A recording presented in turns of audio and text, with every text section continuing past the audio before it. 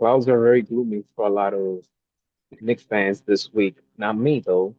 Even though I'm a Knicks fan, but for a lot of Knicks fans, it's a very gloomy week or a gloomy time, I should say. First, they get eliminated by the Pacers, and now Coach Tom Thibodeau, he got fired by the Knicks. The Knicks feel that they need a new voice. I'm here with once again Jason Guido. Jason, Mike, Mike, how you doing? I'm doing great, man. Good, good. Me too. Um, Now my question to you, Jason, Oh, are the Knicks trying to pursue Michael Malone as their next head coach? yes, he's one of the candidates. I would say yes. Very similar to Thibodeau, though. A lot of likes to use the same plays a lot, but yes, I would think he would be the top guy they're going after. Go ahead, continue. I feel that from a personality standpoint, he's a better option. I They do have some similarities, but I feel like in terms of right now, Malone is the better suitable coach for the Knicks because I believe that he could get the best out of his players. Right. I don't know. I just like his personality. I've always liked his personality. He's no BS guy. He's not afraid to say what he feels. And I feel like that's a perfect match for New York. But aside from Malone, if they can't get Malone, what do you think the Knicks should go after? Okay, so I'm going to give you all the candidates that I think that the Knicks could bring in, and that would be good. Rick Pitino already said today he doesn't want the job, so I'm not gonna. I'll take him off the list. So we have Jay Wright, Frank Vogel. I seen his name come up. Johnny Byron is a possibility. Mark Jackson, Jason Kidd, um, Mike Budenholzer. I want to say if I'm saying his name right, the old Bucks coach, and Dan Hurley. Now the guy that I like out of all of them is Jeff Van Gundy. I would see if you'd want to come back and coach the Knicks for a second go around. That's who I would bring in. He's good defensively. He's pretty good offensively. I mean, I don't blame the loss on Thibodeau. I mean, he's responsible for some things like the offense was stale. He couldn't get other people involved, but ultimately they lost because they couldn't defend. Cat can't defend. He's a hollow. He's worse a defender than I thought he was. And Brunson is so defender. He's small, so he has trouble with that. But overall, that was why they lost in the Eastern Conference Finals that because of their defense, in my opinion. I- I've always rooted for Anthony Towns, but his defense killed me. Yeah, no, it's not good. For so many years, he's killed me, but he did have some great times this season with the Knicks, but his Right. defense is a very big concern. Um, in terms of head coaching, I would like to see Mark Jackson coach somewhere, and I say somewhere doesn't have to be the Knicks, but somewhere. Somewhere, yeah. I feel like he deserves it. Um, I believe that a part of the reason why he hasn't been considered is because of his beliefs, his spiritual beliefs, and that usually scares people off. And it's been what 10, 11 years since the last time he's coached, since 2014. And he took the Warriors to a certain level that paved the way for Steve Kerr and the rest of the gang. Right, right. So we got to I give think he's him a good his coach. respect. Yeah, I no, think he's he's a good, yeah. J Ray is an interesting option, but I don't know. I like him being in the studio, being an analyst. I like him in that role nowadays. I like him there. So yeah, he's a he's good more of coach an as well. offensive coach too, Mike. He's more of an offensive guy. That's why the Knicks might like him. That would be one of the reasons they would bring him in. Yeah. I just don't know if psychologically he's ready to come back and be in the sideline, to coach a team. But I like more Jackson. Now, it this is New York, this is the Knicks. They went to the conference finals for the first time in 25 years. So Right. they're trying to move the needle. And if you're gonna move the needle, you gotta go with someone that has championship experience. So they better hope and pray that they could get Michael Malone.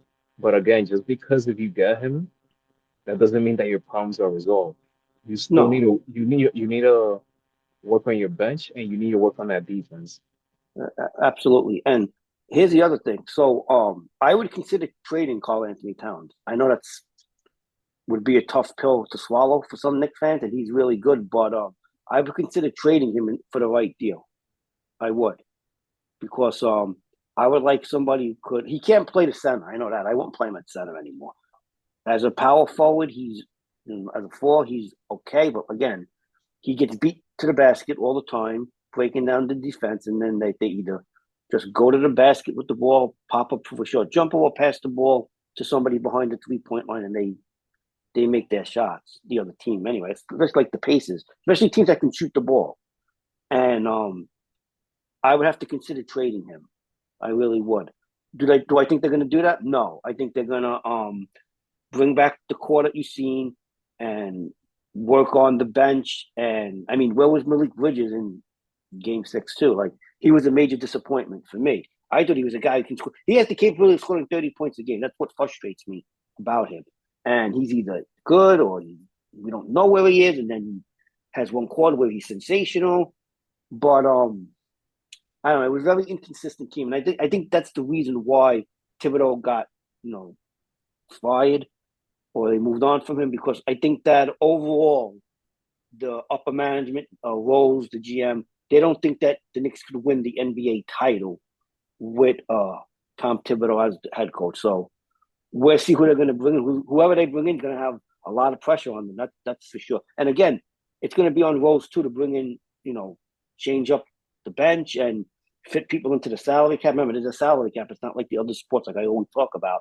So you got to fit those plays underneath the cap. So it'll be interesting to see what comes in the off season.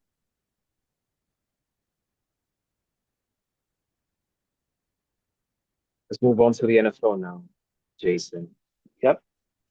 This is something that you brought to my attention since last week, and I didn't forget about it. All right. Thank you. And because, yeah, so I'm like, I mean, in sports, we're always going to see changes, whether we like it or not. Change is part of life.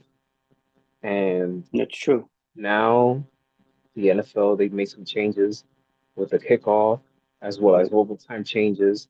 So let Right. me read you some of, for those of you who may not know, Right. here are some of the changes. And Jason, after I say my piece, you can say yours as well in case Yeah. if Yeah. I Sure. Sure. I'm gonna miss tell you the ones I like anything. the best. Go ahead. So for kickoff changes, um, the touchbacks are now at the 35-yard line instead Mm-hmm. of the 30-yard line. So now it's Yep. the 35-yard line. And the kicking and receiving teams is closer together now, so it will reduce the space and speed. Right.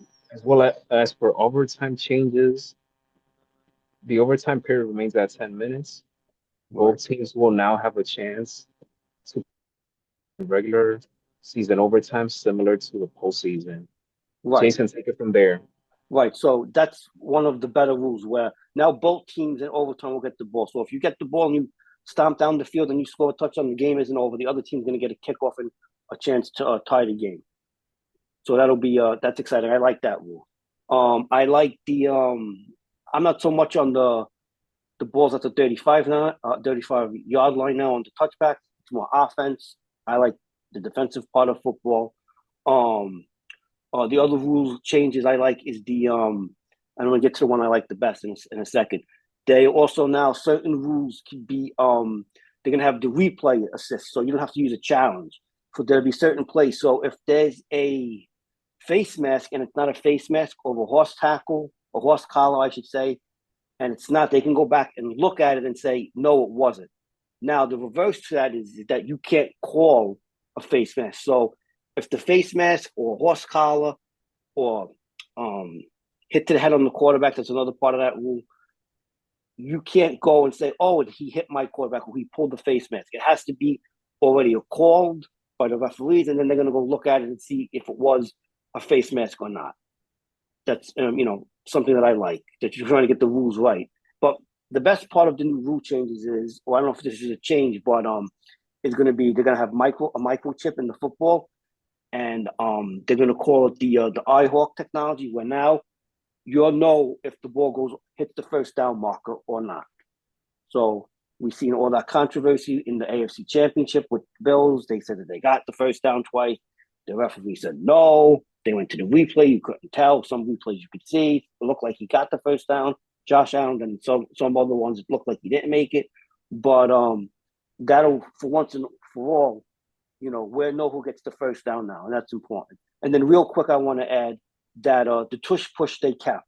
The Eagles are known for the quarterback sneak, where everybody just pushes the ball past his line of scrimmage. They were going to try to ban that. They didn't, and they voted to keep the tush push. So that'll be one of the same plays you'll be able to run this year on offense.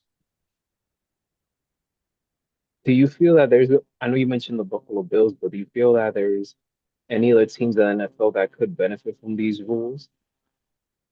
I mean, anybody who can run the ball or can sneak the football, it's going to help because now you'll know if the ball makes it to the line of scrimmage. I know a lot of teams try to do the tush push if that's one of the I mean, the Eagles run it to perfection almost. Almost every time they run it, they get it. I'm a Giant. We like the Giants. I seen the Jets run it. They don't run it anywhere near as well. So you need an offensive line that can also do that. That's part of that too, and a center who can push forward. But I think the bigger teams, the teams with the better offensive line, will benefit from at least that rule, keeping the tush push in.